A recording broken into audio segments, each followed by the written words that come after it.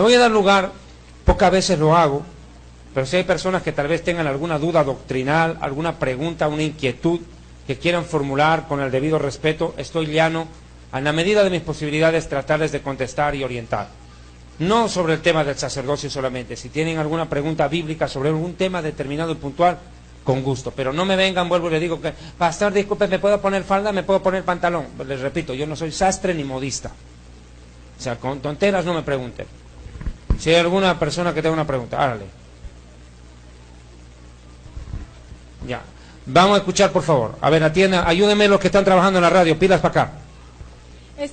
Mi pregunta es, conozco un familiar que es de la iglesia Pentecostés y ellos bautizan en el nombre de Cristo nada más porque dicen que son seguidores de Cristo y que a través de ese bautismo es que ellos reciben el perdón. No sé si es una forma correcta. Ya estoy entendiendo la pregunta. Ya, a ver, hágale. Bautizar en nombre de quién es la pregunta. Hay una base, Mateo. Permítame.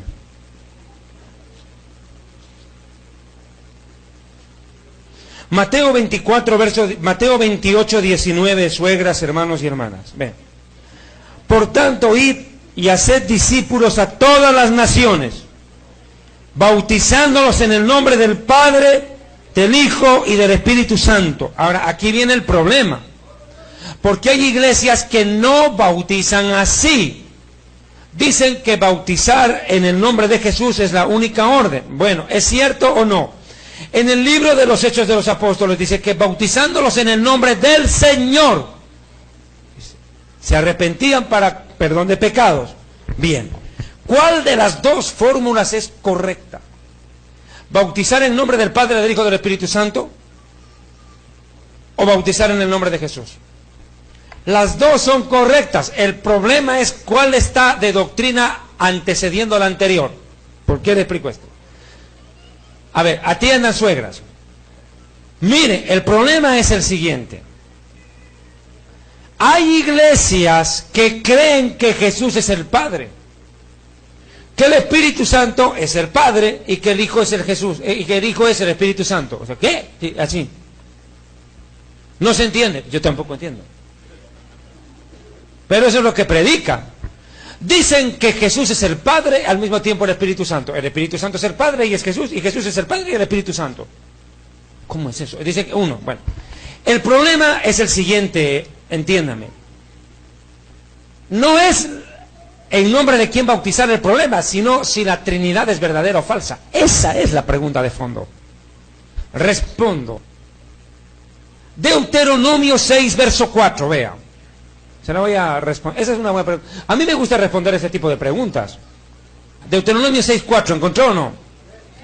Escucha a Israel, el Señor nuestro Dios, el Señor. Ahí está el problema, que no han entendido este tema. En el hebreo la frase sería Shema Israel, Adonai Eloheinu, Adonai Echad. Esta palabra en hebreo Echad significa unidad compuesta. Es una palabra muy rara, pocas veces aparece en el hebreo, en el idioma original, muy pocas veces.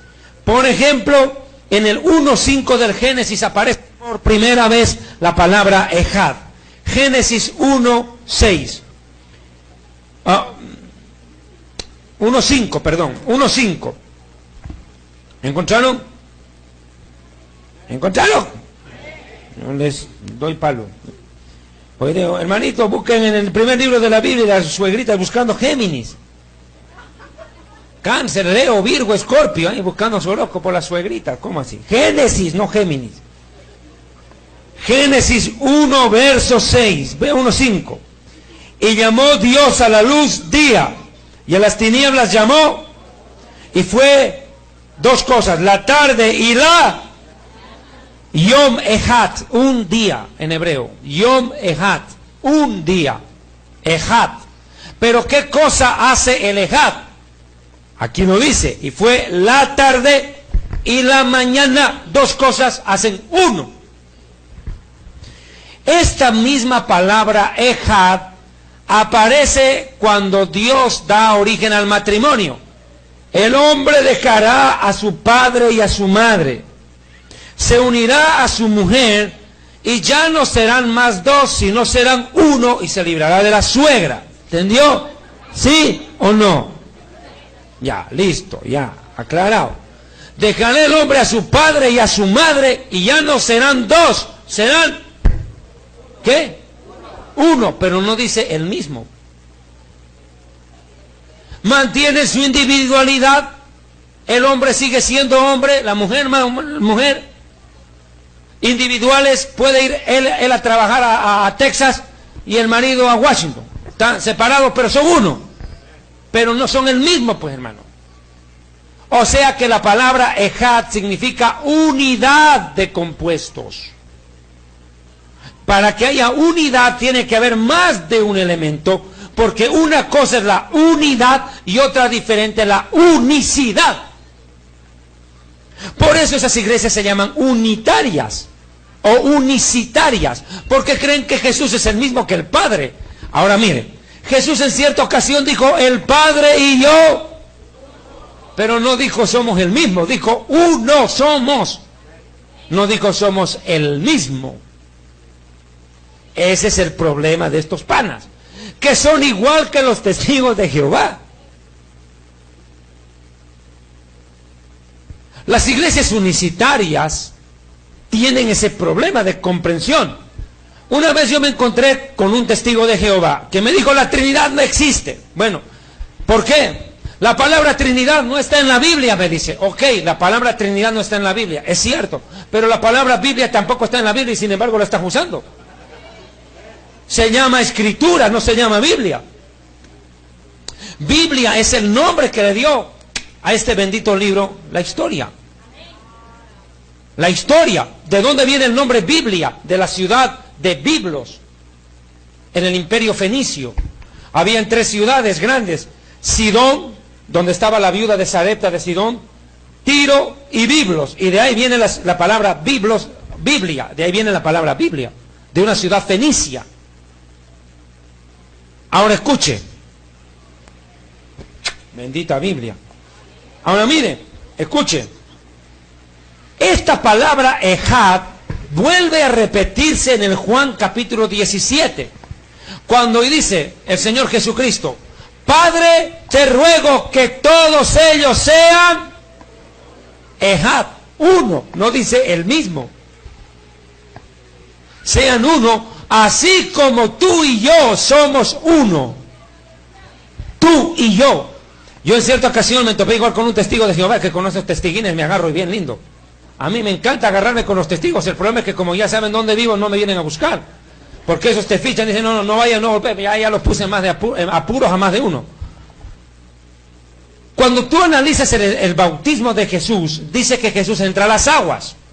Sale de las aguas y el Padre habla. Este es mi Hijo amado en quien tengo complacencia.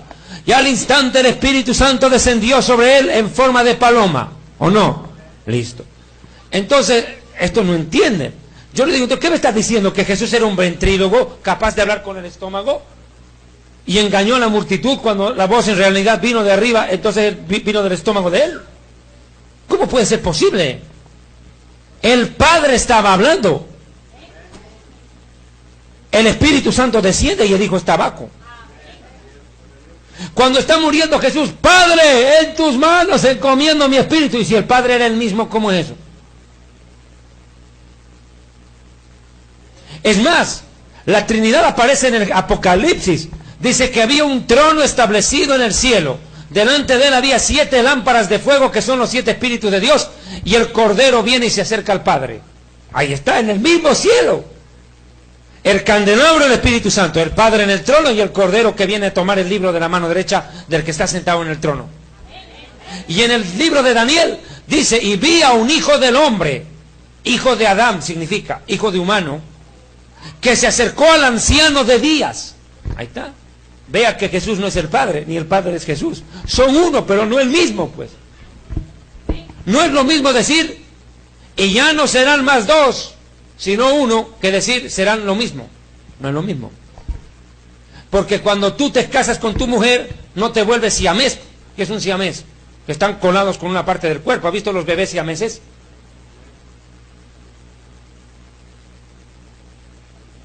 Y hasta eso serían uno, porque cada cual tiene su propia alma.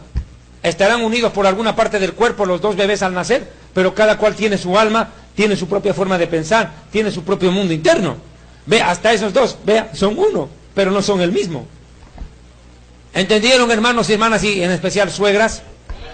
Bueno, más les vale, si no ya saben, o son burritas o están endemoniadas. Dios le bendiga. La pregunta que yo le quiero hacer, no sé, si realmente una persona que ha sido llamada por el Señor para el pastorado, para cualquier ministerio, y esa persona comete un pecado, adulterio, ¿realmente existe otra oportunidad para que pueda volver a restaurarse para servir a Dios? La respuesta es, mira, a ver, nosotros los judíos tenemos un concepto muy diferente al de ustedes.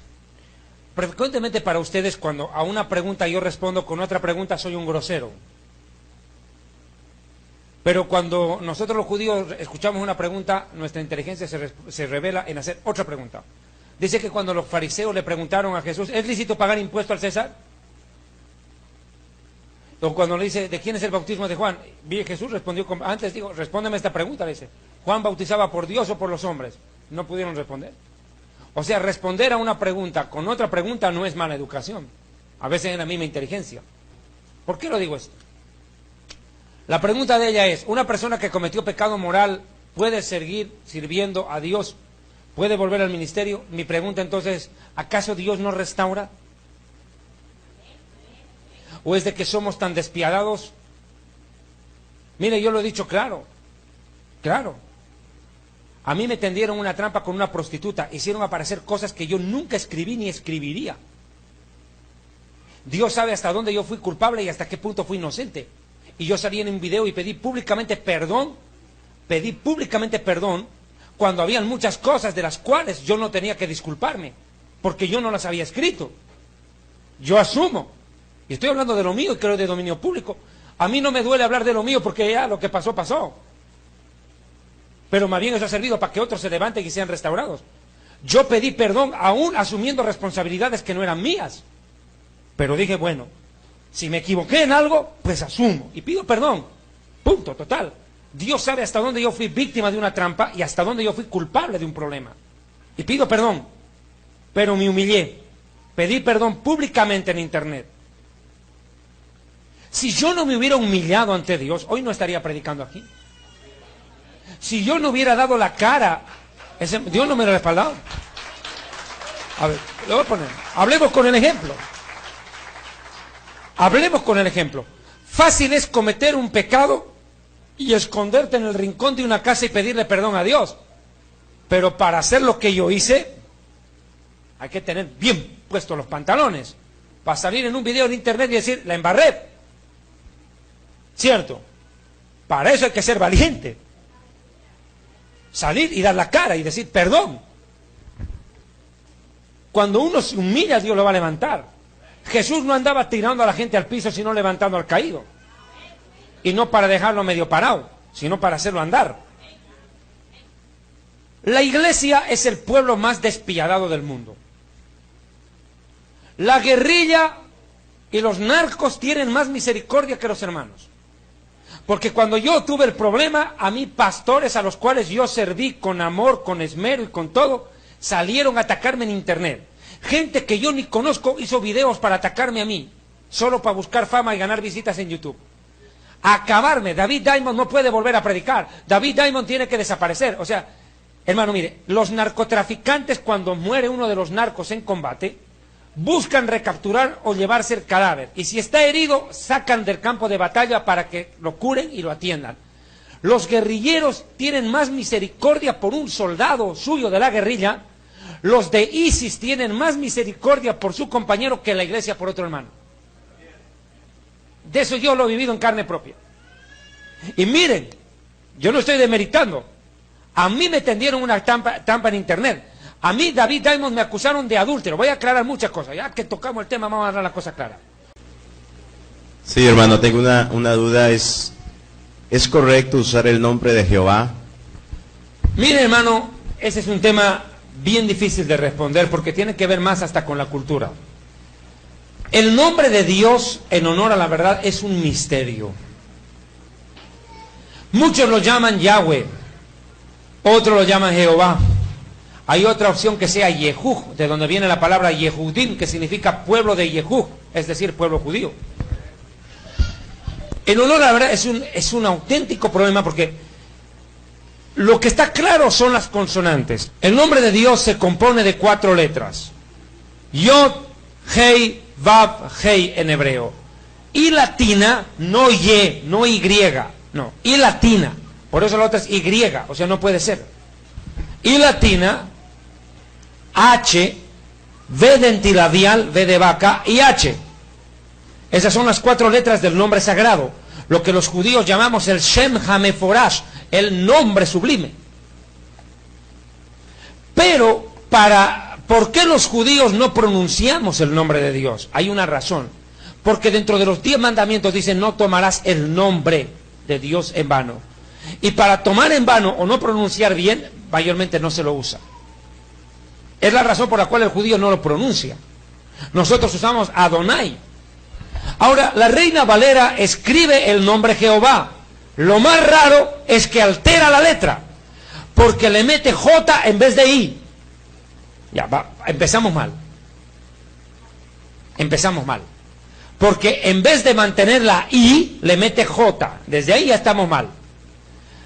H, porque dice G, O, ahí mete una H. O, B chica, y ahí termina en la A con punto. ¿Y dónde está la otra H? Tampoco la respeta. O sea, la Reina Valera, por ejemplo, usa el nombre Jehová y encima lo escribe mal, porque cambia la I por J y no coloca la última H. O sea, no respeta las 4 letras sagradas que Dios dio. El católico es un poco peor, porque el católico escribe Yahweh, mete en vez de I latina, le mete griega, que nada tiene que ver. Y en vez de B de antilabial le mete la doble B de Walter. Peor. Lo único que mantiene son las 2 H's. Vea usted. Vea usted. Ahora, dicen los estudiosos, yo por eso le recomiendo mucho el libro Real Sacerdocio, le va a ayudar muchísimo a entender esto, que los sumos sacerdotes cuando pronunciaban el nombre de Dios, o los profetas mencionaban el nombre de Dios, era algo provocado por el Espíritu Santo, porque después de pronunciarlo, el sacerdote no se había acordado cómo pronunció. ¿Me dejo entender? Pronunciaban el nombre de Dios exacto, pero después querían volverlo a repetir y no podían. Eso está en la historia de Israel. Es un nombre demasiado sublime y no puede estar al alcance de cualquier mortal, al menos de la manera en que lo presenta, porque vuelvo y le digo, han cambiado el nombre de Dios. Esa es una razón, creo que me di a entender. Lo que es correcto es que si se escribe el nombre de Dios, seamos responsables. Respetemos las 4 letras que le dio Moisés. La I latina, no griega, la H, la V de antilabial y la H. No metan yes, ni metan jotas, ni metan W, porque nada tiene que ver ahí. Hágale. Atrás. Sí, mi pregunta es, más que todo, duda. Nosotros estábamos asistiendo a una iglesia donde a partir de noviembre y diciembre nos anuncian las primicias o la cosecha y nos obligan en la iglesia que a partir de enero tenemos que pagar primicias. Mire, yo hice una conferencia sobre las primicias hace tiempo atrás en Colombia y el pastor nunca más me volvió a invitar. Lo siento. Sí, porque cuando uno ve el término primicias, usted tiene que buscar la palabra primicias en la concordancia. Ahorita te van a dar, para de sufrir. Busca la palabra primicias en las concordancias y tú vas a ver qué tiene que ver con el primer niño que llega al mundo de su madre, el que abre primogenitura. El primer animal que nace, por ejemplo, de la burrita. Pare la burrita al primero y hay que redimir primogénito de asno. Eso está en Levítico. La primicia de la cosecha de los árboles. O sea que era primicia para humanos, animales y árboles. Y esa primicia era presentada como ofrenda enteramente a Dios. Todo. ¿Por qué? A ver, te explico. Los judíos llamamos el pidión Javem, rescate de primogénito. Ejemplo, la mamá da a luz su primer niño.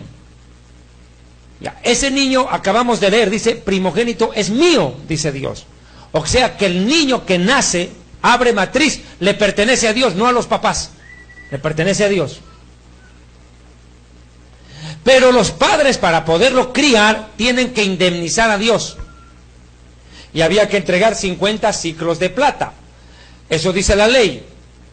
Se entregaba esos ciclos de plata, monedas de plata, y entonces el hijo podía irse con su mamá a casa y con su papá y ser criado en casa, pero recordando que le pertenece a Dios. Era como una fianza. ¿Me dejo entender? Ya. Ese concepto también abarcaba para animalitos y plantas, toda la cosecha era de Dios. Pero hoy en día entró dentro de la iglesia evangélica, haciendo entender que el primer sueldo del año, enero, le pertenece a Dios. ¿Correcto o no correcto? Incorrecto. Incorrecto porque a la iglesia nunca se le dio la primicia. A la iglesia se le entregó como sustento los diezmos y las ofrendas. Yo creo que la primicia debería ser algo voluntario, no forzoso. Porque Dios ama al dador alegre, no al dador engañado.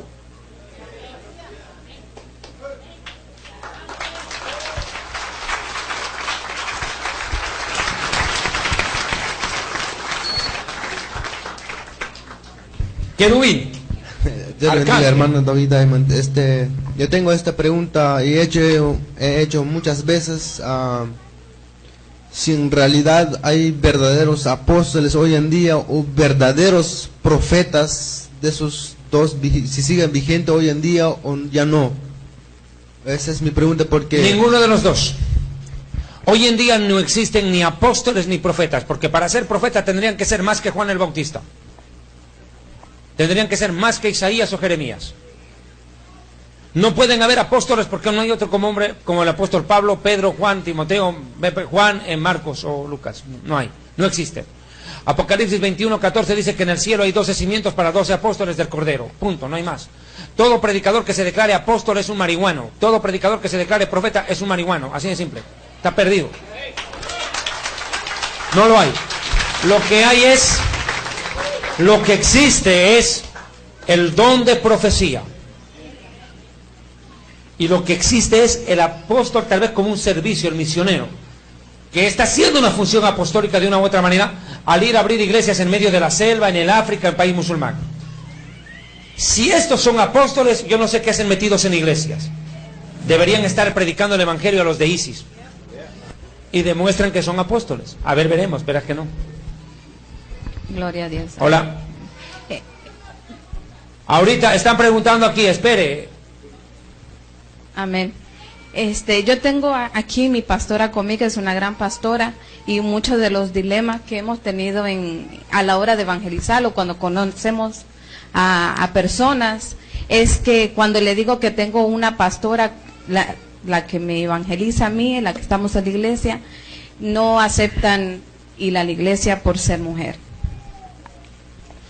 Ay, aquí sí nos vamos a reventar. Donde hay pastora, no hay pastor. Tan corto como eso. Lo que sí yo creo es en el ministerio de la mujer. Yo creo que Dios, dentro del sacerdocio que le ha dado a la iglesia, que es diferente al de mi pueblo Israel, porque en mi pueblo Israel la mujer no podía entrar al tabernáculo. La mujer descendiente de Leví no podía presentar ofrenda, no podía entrar. Dios, sin embargo, en el sacerdocio de Melquisedec le permite a la mujer recibir el Espíritu Santo. De eso ya es una gran diferencia.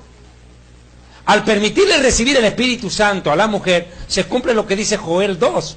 Derramaré de mi espíritu sobre mis hijos y mis hijas, mis siervos y mis siervas. Lo que creo que hay que entender aquí es el rol. Yo respeto a las mujeres que están a cargo de una iglesia, más que a un varón, porque ellas asumieron lo que los hombres no tuvieron el pantalón de asumir.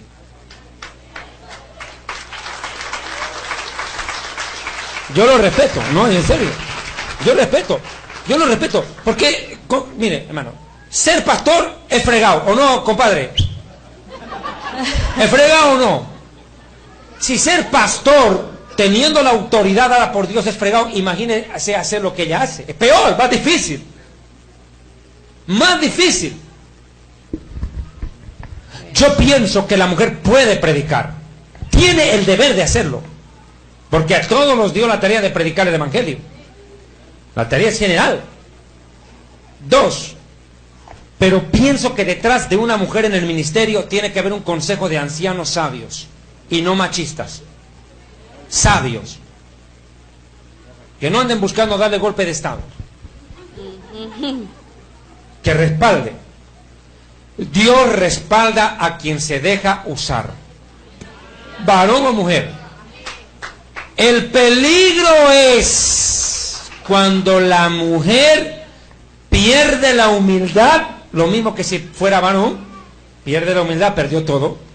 Y 2, cuando la mujer se rodea de puras mujeres en el ministerio, el espíritu de Jezabel va a tomar control de esa iglesia. Y ahí vino la caída de la congregación. Yo hice una prédica que se llama Las vendas mágicas de Jezabel.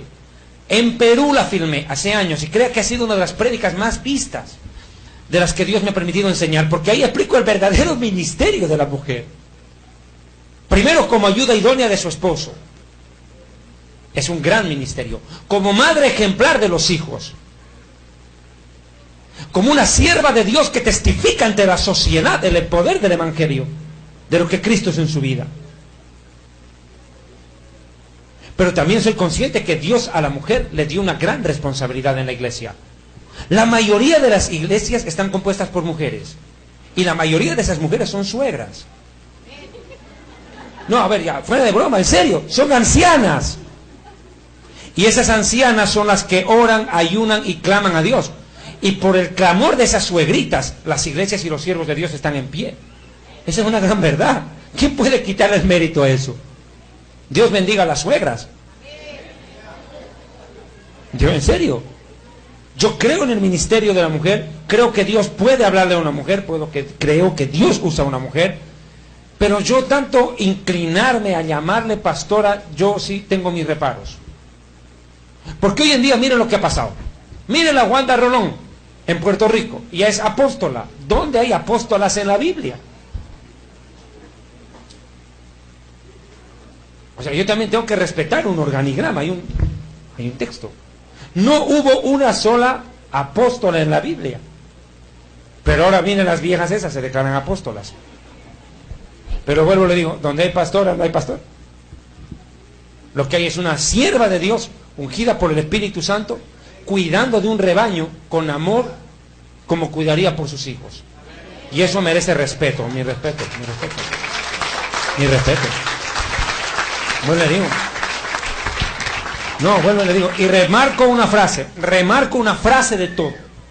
Si ser pastor es difícil, con la autoridad que Dios le ha dado, lo que hacen ellas es más difícil, por ende más mérito. Siguiente pregunta. Atrás. Había una hermana que levantó la voz. Atrás. Atrás.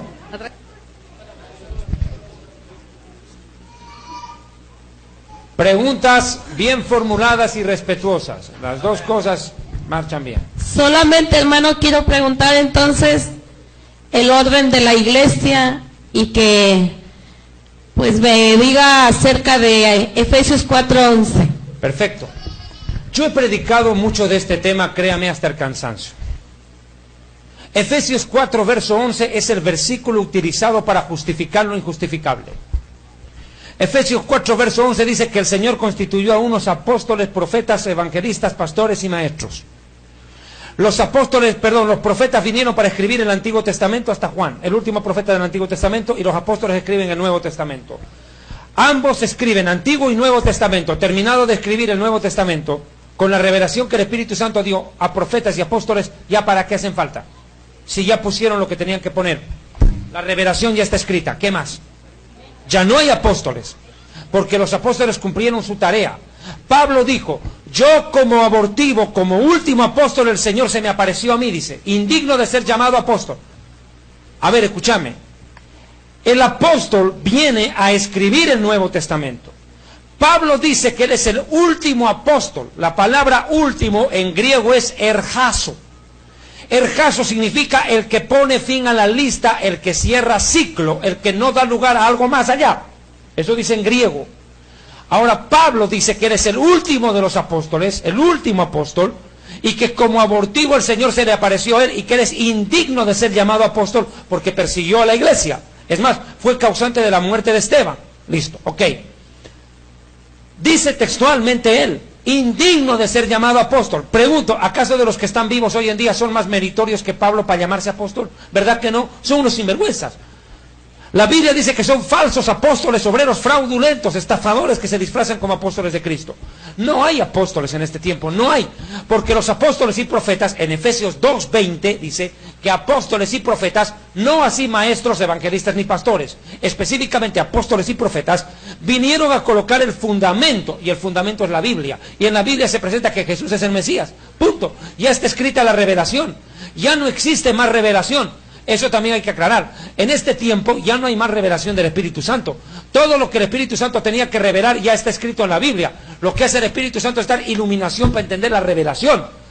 Porque si tú dices que hay más revelación, es que hacen falta apóstoles, hacen falta profetas y la Biblia está incompleta. O sea, no hay cabida por ningún lado. No hay. Ahora quiero aclarar algo. Hay ciertos versículos mal traducidos.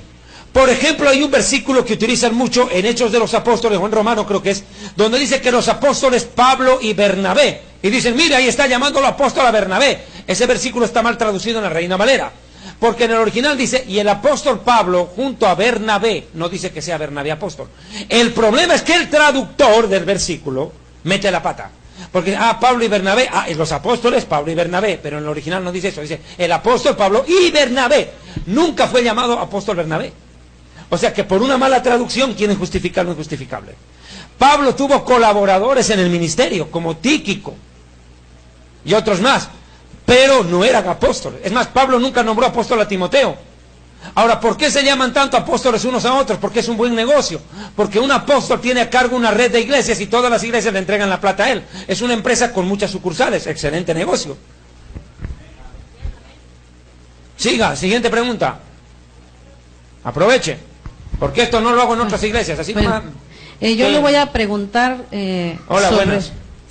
sobre el versículo que está en San Juan 14:8, cuando dijo Felipe, le dijo, Señor, muéstranos al Padre, y nos basta. Jesús le dijo, tanto tiempo hace que estoy con vosotros y no me has conocido, Felipe.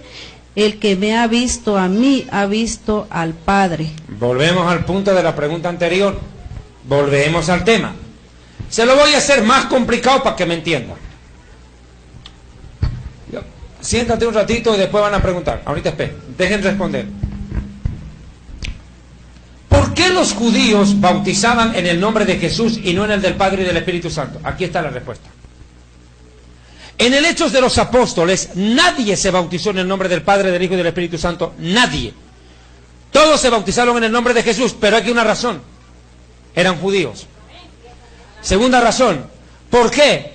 Porque todo judío conocía ya al Padre. Y todo judío conocía al Espíritu Santo desde el Génesis 1:2, cuando el Espíritu de Dios se movía sobre la faz de las aguas. El problema del judío era reconocer al Hijo.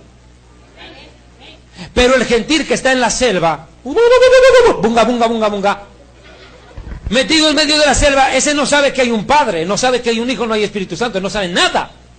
A ese hay que predicarle, mira, bunga, bunga, tú no eres hijo del mono, ¿ok? Dios te creó y ese Dios es el Papá Dios. Él envió a su Hijo y luego de que su Hijo murió y resucitó, envió al Espíritu Santo. ¿Me entendiste? Sí. Ahora entonces te vas a bautizar en nombre de ese Padre que acabas de conocer, en nombre del Hijo que acabas de conocer y del Espíritu Santo que vas a recibir. ¿Ahora entendiste? Ese es el punto. O sea, esto del Padre, Hijo y del Espíritu Santo se aplica más al gentil que al judío, porque el judío ya sabe quién es el Padre, ya sabe quién es el Espíritu Santo. El problema del judío siempre fue el Hijo. Porque al bautizarse por es identificarse con. A ver, se lo voy a demandar. Al bautizarse por es identificarse con. Simple. El judío se identifica con el Padre y con el Espíritu Santo. El problema es que no se identifica con Jesús. Por eso se bautiza en el nombre de Yeshua, porque lo está aceptando como Mesías ese momento. El gentil, en cambio, no sabía quién era el Padre, quién habrá creado el mundo, debe haber un Dios, ya, debe ser la Pachamama, la Madre Tierra, el Inti, el Sol, ¿quién habrá creado? Pero cuando tú le predicas la verdad, ya sabe que el Sol no lo creó, ya sabe que la Tierra no es Dios, que el tigre no es Dios, que el elefante no es Dios, que la vaca no es Dios, o sea que Dios creó todo eso, ese es el papá. Listo, entonces me bautizo en honor al papá. Ahora el papá manda a un hijo, me bautizo en honor al hijo. Y ahora el hijo envió al Espíritu Santo, me bautizo en honor al Espíritu Santo. Ahí, ahora me entendió. Bautizarse por es relación con. ¿Listo? Es por eso. Ahora, escúcheme. Ahora, las iglesias que bautizan en el nombre de Jesús tampoco lo hacen mal. Pero tienen que primero entender que en Jesús está la plenitud de la deidad, la plenitud de la divinidad, dice en Colosenses. Ahora, cuando Jesús habla, tiene ese diálogo, muéstranos al Padre y nos basta. ¿Qué es lo que Jesús le está diciendo? Oye, dice, el carácter del Padre está en mí. ¿Quieres conocer al Padre? Mírame a mí, eso lo está diciendo. No habla del mostrar físicamente, sino que Jesús representa en carácter, en eternidad, en todo al Padre. O sea, ver a Jesús es entender el carácter del Padre, porque lo que es el Hijo refleja al Padre, el Padre al Hijo. ¿Me dejo entender? ¿Aclarado? Espero. Si no sos testigo de Jehová, ya. Dios le bendiga. Hola. Una pregunta. ¿Un pastor puede sacar a un miembro de una congregación? Sí, bajo ciertas reglas. Que no quiera arrepentirse después de cometer un acto de inmoralidad, de estafa, de maltrato contra otros hermanos, de crear división dentro de la congregación. La Biblia dice, después de 2 o más reprensiones, expúlsalo porque ya está reprobado. Expúlsalo. El problema de los pastores no es que expulsan, el problema es que no los expulsen. Porque si los expulsaran, sería mejor. Hay gente que viene a hacer división en la iglesia, a enfrentar, a chismear, a hacer pelear a los hermanos, a crear discordia en la congregación. Y los pastores dicen, ay, hay que perdonarlo, hay que perdonarlo, hay que perdonarlo. ¿Y cuántas veces te va a destruir la iglesia? Yo creo que hay situaciones en las cuales Jesús, la palabra de Dios es clara. Dice, después de 2 o 3 amonestaciones, échenlo. Jesús mismo dijo, a solas, con 2 testigos, ante la iglesia, y si no entiende, échenlo, ténganlo por gentil y publicano, bótenlo fuera. Pero no estoy de acuerdo, yo no estoy de acuerdo con esos predicadores dictadorzuelos, tiranos, soberbios, que lo votan a uno de la iglesia por denunciar las matufias de este sinvergüenza. Ahí es muy distinto. Si el predicador es un corrupto, un ladrón, que se está robando la plata de la gente, que no entrega cuentas del dinero de las ofrendas y los diezmos, que el dinero de las ofrendas y los diezmos los maneja él con su familia, no, hermano, es que el pastor tiene que oler a oveja, no a lana de oveja. ¿Cierto? Entonces, ¿qué ocurre? Cuando vienen, no toques al ungido de Dios. Cuando le están diciendo, pastor, ¿cómo así que el hombre pacta con Dios? ¿Qué está predicando usted? ¡Te largas de la iglesia! Mire, en parte te hacen un favor. Porque quiere decir que el diablo no te quiere en su equipo. Si el diablo no te quiere en su equipo, te echa un favor. Si te van a votar por defender la verdad, que te voten. Pero si te votan por sembrar discordias, chismes, enfrentar a los hermanos, yo que tú, mi hijita, o hijito, o quien quiera que seas, mejor me cuido porque el juicio de Dios te va a caer.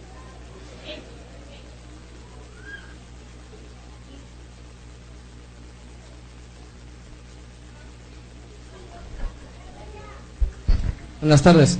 Hola. Mi pregunta es, ¿cómo saber cuando el Espíritu Santo te toca otra vez cuando está en la alabanza? ¿Cuál es la forma correcta? Mira, el Espíritu Santo puede tocar aún antes de entrar al culto. El Espíritu Santo es soberano, puede tocar el corazón de una persona en alabanza, en la prédica, al final del mensaje. Pero Dios es un Dios de respeto. La Biblia dice claramente que se hagan las cosas decentemente y con orden. El problema pasa porque hoy en día creen que unción es hacer que la gente salte como rana en sartén caliente o que se revuelquen como zancudo fumigado con baigón. Y eso creen que es la unción del Espíritu Santo, que la gente empieza a reír como 2 tontos ahí sentados. Eso no es la unción del Espíritu Santo, ese no es el poder del Espíritu Santo. Dios no es más Dios cuando agarra a una persona y la estrella contra la pared. Dios dice, vean que soy Dios, ¡pum! Y tirado contra la pared. No, porque Dios trata con dignidad al ser humano. Porque lo hizo a su imagen y semejanza, es decir, le dio dignidad. Dios no está tirando a la gente al piso y tirándolos contra las paredes que se choquen unos con otros. Dios trata con respeto a su creación. Dios trata con dignidad al ser humano. Porque lo hizo a su imagen y semejanza, es decir, le dio dignidad. Dios no está tirando a la gente al piso y tirándolos contra las paredes que se choquen unos con otros. Dios trata con respeto a su creación. Dios trata con Y lo que tú estás viendo en esas iglesias no es iglesia, eso es secta. Y no son pentecostales, son pestecostales. Una peste, una sarna, donde la gente se tira al piso, se revuelca, choca, gritan, hacen relajo. No es nada que ver. Eso no es iglesia, es un manicomio. Por eso Pablo dice, hagan las cosas decentemente y en orden, para que si viene algún inconverso o indocto no piense que ustedes están locos. Porque la imagen que se da de que esto es un manicomio. ¿Respondido o no? Con orden, con decencia y dignidad. Dignidad, es la palabra, dignidad. Dios le bendiga. Tengo una pregunta. Usted habló ayer acerca de las elecciones que posiblemente van a ser no canceladas, pero detenidas.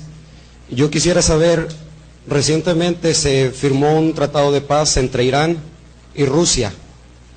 Mi pregunta es, Marcos 13:28 habla de la higuera, aprender de la higuera, y el libro de Apocalipsis 16:16 nos habla de Armagedón. ¿Qué papel tiene este tratado de paz y las elecciones, hablando un poquito de lo que usted habló ayer, con Armagedón? O si usted me pudiera explicar un poquito acerca de Armagedón. Cómprate el libro Historia del Futuro. Ya, para de sufrir, ya te respondo. No, en serio, compren el libro Historia del Futuro y van a estudiar los temas de profecía bíblica en detalle. Irán es un partido importante en el final de los tiempos.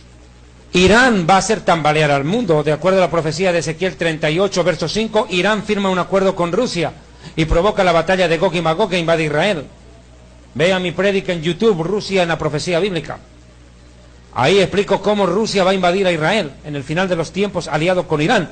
Lo más tremendo que Irán logró ya firmar paz con Estados Unidos y le dejan desarrollar armamento nuclear en la administración Obama. Irán es un país que va a llevar al mundo a una verdadera masacre. Y sobre la suspensión de las elecciones, mire hermano, más siervos de Dios están diciéndolo abiertamente. A mí me ha sorprendido, gloria a Dios, porque cuando yo lo dije no me creyeron. Yo no lo aseguré, yo dije, muy probablemente no van a haber elecciones en Estados Unidos. Y muchos siervos de Dios están saliendo precisamente a afirmar lo mismo, porque Dios se los ha hablado directamente. Ya respondo, ellos respondan por lo que Dios les dijo a ellos, no, yo no puedo responder por ellos. Siguiente pregunta. Ay, qué cansado.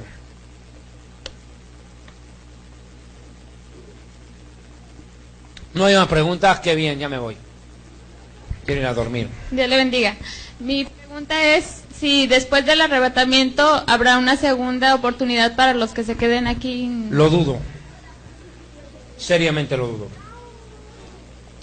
Porque el que tendrá prioridad en todo es Israel. Es Israel.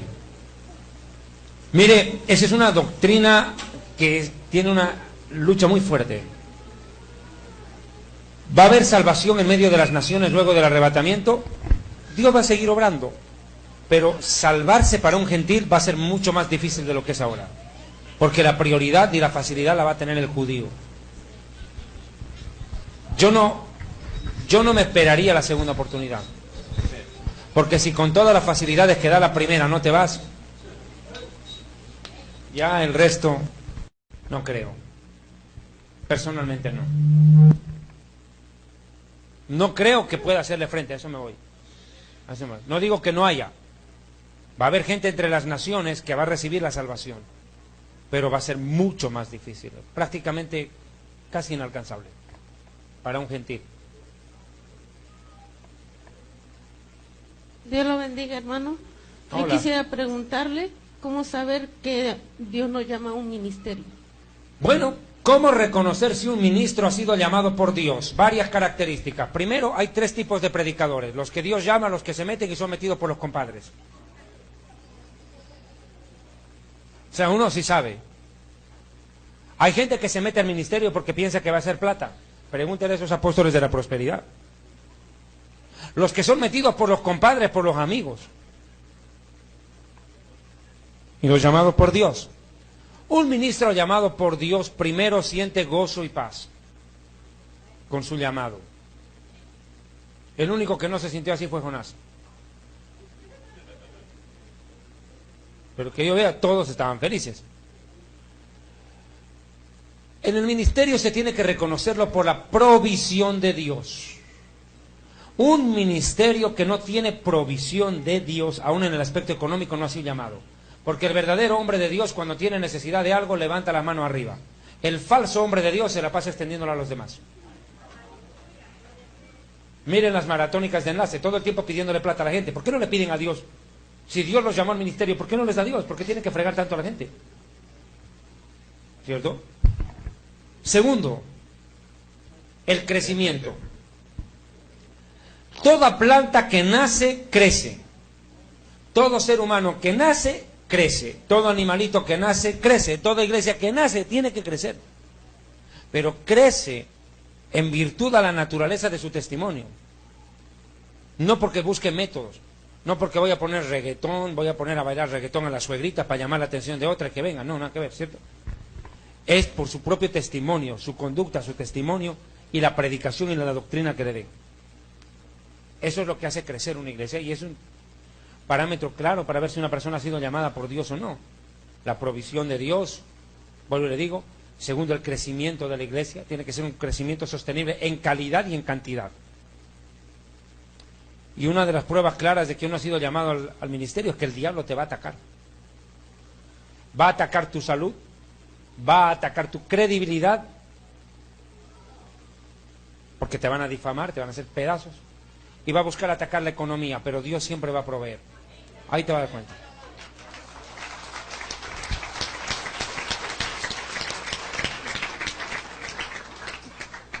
Hola, hermano David. Hola. Tengo una pregunta. ¿Qué hay con el matrimonio por la Iglesia Católica Romana? ¿Es válido entre los ojos de Dios o qué? Mira, no es tanto el vínculo religioso por el cual... Mira, si fuera así, entonces ni los budistas son casados. Porque ellos también van a su templo budista, otros van al templo musulmán, a la mezquita o a la religión que profesan y ahí les hacen una ceremonia religiosa. Yo pienso, pero, que dentro de la iglesia evangélica, la iglesia de la sana doctrina, es bueno que aquellas personas que se han casado por la iglesia católica, apostólica, melancólica y diabólica, hagan una ceremonia nupcial delante de un siervo de Dios. Yo lo considero, es bueno. Porque si tu vida cambia, que cambie tu matrimonio. ¿Cierto? Nosotros no validamos el matrimonio, el bautismo católico. ¿Por qué vamos a validar el matrimonio católico?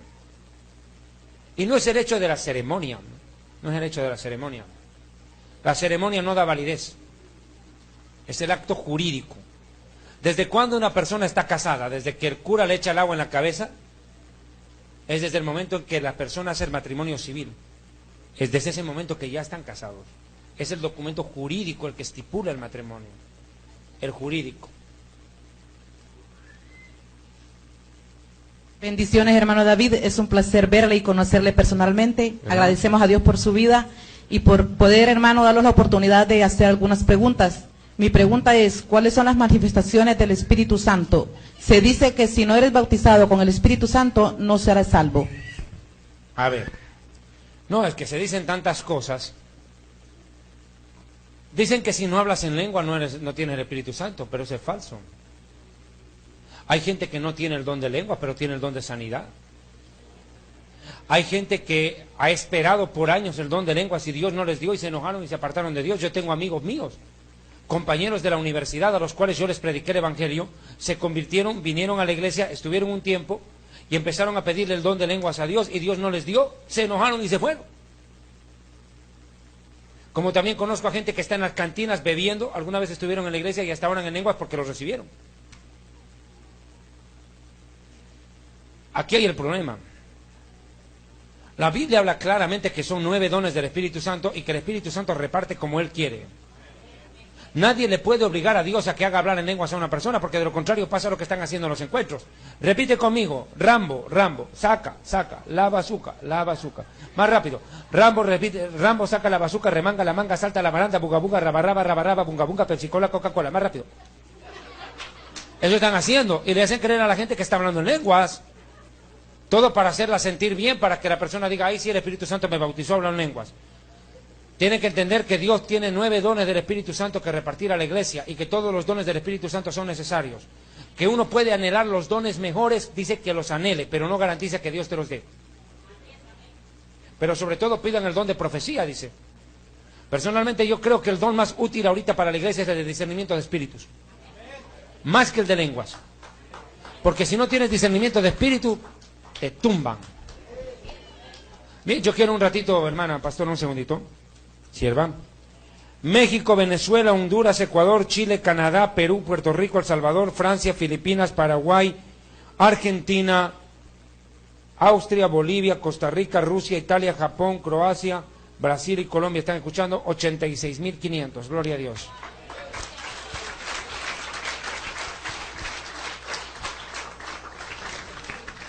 Dios le bendiga. No tanto una pregunta específica, pero para los jóvenes, ¿qué consejo le daría para los jóvenes hoy en día? Que piensen bien quién será su suegra. Terrible, no, mentira, pare de sufrir. No, yo creo que el grave problema de la juventud en la iglesia es de que está siendo arrastrada por payasos como Dante Gebel, que les presentan un show y un circo lo más mundano posible y les encanta. Y son muy pocos los que realmente están buscando la comunión con Dios y la relación con Dios. La mayoría de los jóvenes lo que buscan es espectáculo, show y novia en la iglesia. O novio. Es triste. Motivaciones incorrectas.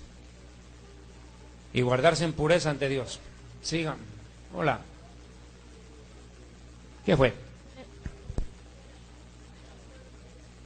El querubín desactivó, un atentado. Dios le bendiga, hermano, gracias por la oportunidad de esta pregunta. Querubín, te van a pegar. ¿Qué hay entonces acerca de los 7 diáconos que fueron elegidos para servir a las viudas y a los huérfanos? Dice que 7 diáconos llenos del Espíritu Santo. Sí, pero ¿qué tiene que ver con lo que estamos hablando antes? Porque se estaba hablando del Espíritu Santo, sobre el hablar en lenguas, y aquí dice que 7 diáconos llenos del Espíritu Santo para el servicio. Llenos del Espíritu Santo, pero no dice que hablaban en lenguas, no garantiza. El versículo es claro. Escojamos pues de entre nosotros a varones llenos del Espíritu Santo y de buen testimonio, dice. Lleno del Espíritu Santo, puede hasta orar por un enfermo y se sana, pero no siempre va a hablar en lenguas. Volvemos al tema. Amén. Orar en lenguas no es un requisito para salvación, porque también en las cantinas hay muchos descarriados de la iglesia que siguen orando en lenguas. Siguiente. Dios le bendiga, predicador. Soy la suegra que quiso ahorcar ayer. Sí, pues la que le exorcicé afuera ahí. Mi pregunta es sobre la obediencia hacia Dios, porque habemos muchos hermanos que en paréntesis decimos que somos obedientes, pero no lo somos. Pero ¿cuál es la pregunta? No te entiendo, suegrita, no está clara. ¿Cuál es la obediencia hacia Dios? Bueno, obedecer los mandamientos. Jesús dijo, el que me ama mi palabra guardará.